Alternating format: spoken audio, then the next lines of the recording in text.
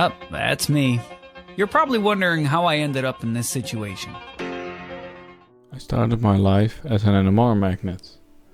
Now, NMR stands for nuclear magnetic resonance, and it's a technique that's used in many chemistry laboratories around the world.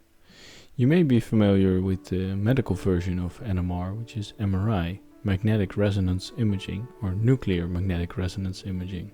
There are many sources that describe the use of NMR spectroscopy in chemistry and related fields, and there are also many sources that describe the theory of NMR and the practical applications.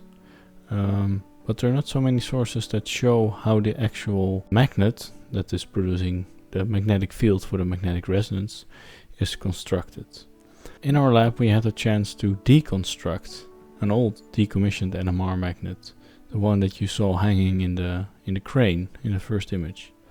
So I would like to show you guys briefly how an NMR magnet is constructed. I will make some drawings, and then we will go through some pictures that we took in the deconstruction process, and I will explain how the NMR magnet is built up.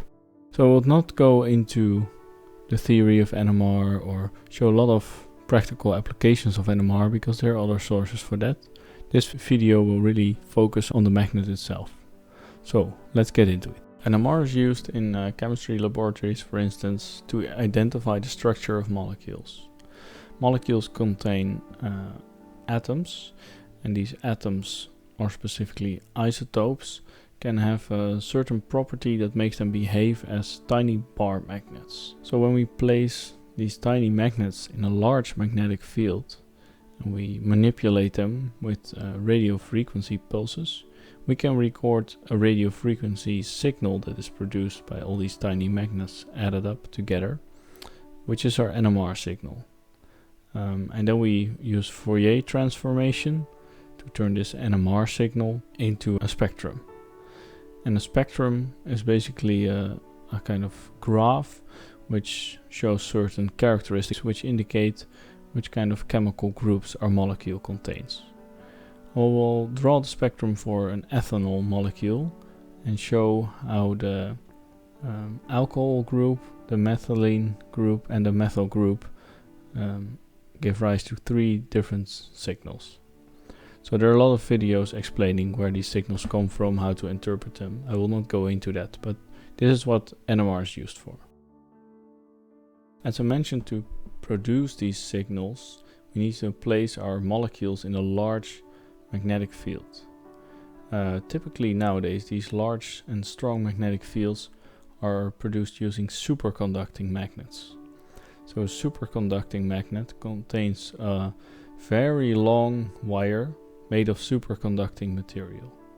And the fact that it's superconducting means it has no electrical resistance. So once we charge the magnet with a current, it stays on indefinitely.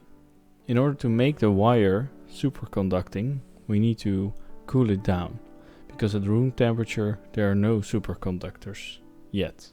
We use liquid helium to cool the wire to 4 degrees Kelvin, sometimes even lower.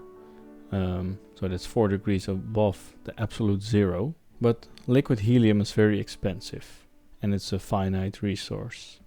So we have this coil sitting in this liquid helium bath, which is boiling off because the outside temperature is not at 4 Kelvin, it's around 300 Kelvin, let's say, or 20 degrees, 25 degrees. In order to make the helium boil off slower, we encase the helium cylinder or the helium bath in a liquid nitrogen jacket. So liquid nitrogen is a bit warmer, but it's still about 200 degrees below the freezing point of water. So still quite cold. And liquid nitrogen is quite cheap because the atmosphere contains almost 80% nitrogen. So basically our NMR magnet is a bunch of vessels containing cryogenic fluids, so very cold fluids, which keep our coil cold, which keeps our superconductivity, which in turn produces our magnetic field.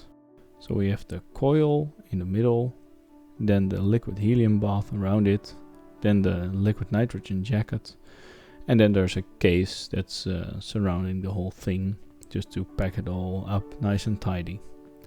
On top you find helium fill ports and liquid nitrogen fill ports, because every once in a while we need to replace the cryogenic liquids because they are boiling off.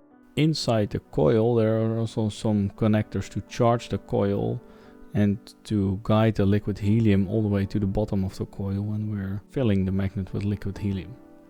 This we will see in the end of the video, because it took us a while to reach the actual coil part of the magnet. Alright, so the first thing we needed to do was to actually try and open up the magnet. Now we found out that we could not easily lift the outer casing off, because actually the fill ports of the helium and nitrogen vessels are welded or braced together on the top part. So using an angle grinder we cut off those parts, carefully of course, and then we managed to lift off the outer casing. So here in the front you see the outer casing of the magnet, and then there in the back on the pallet you see the rest of the magnet, the innards, coated in a big bag of aluminized plastic foil.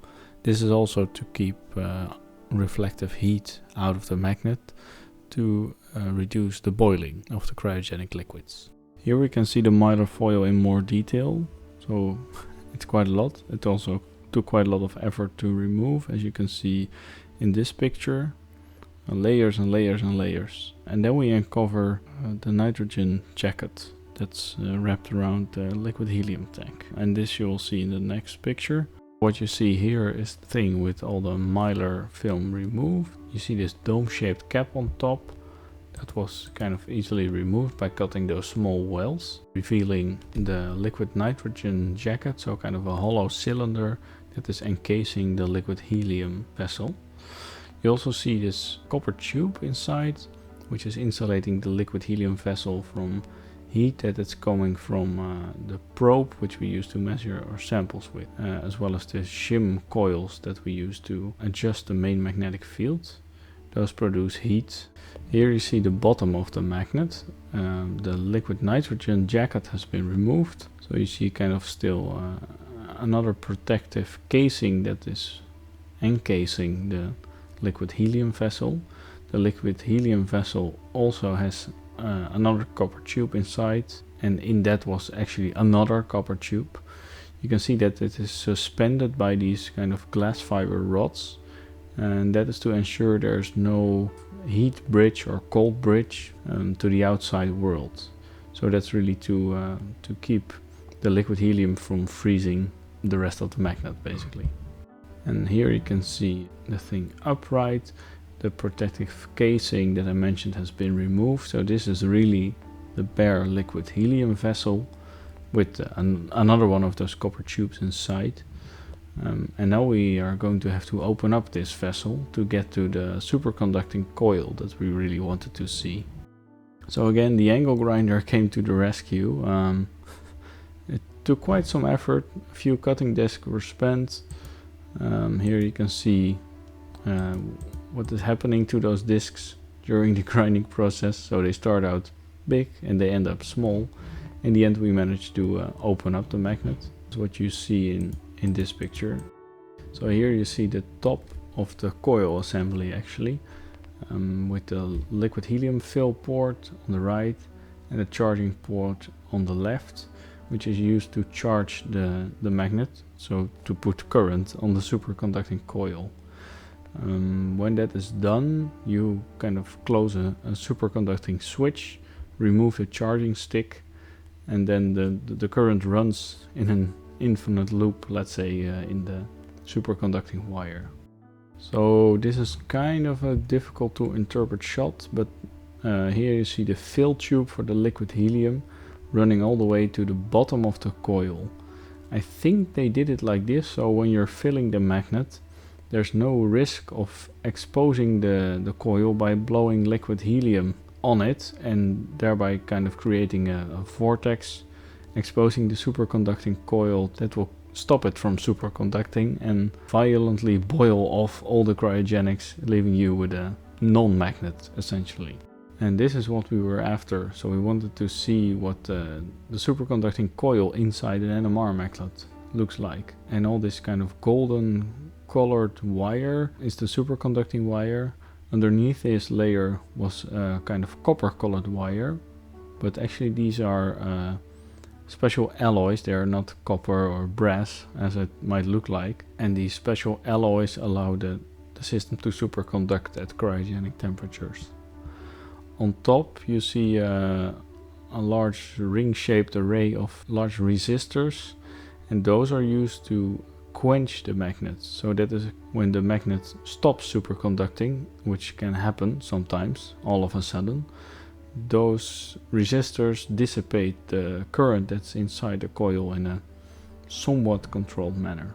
Alright, so now we have seen how a superconducting NMR magnet is constructed. Of course, this is just a single example. There are probably different construction methods, and this magnet was quite old, so maybe the technology has improved now as well.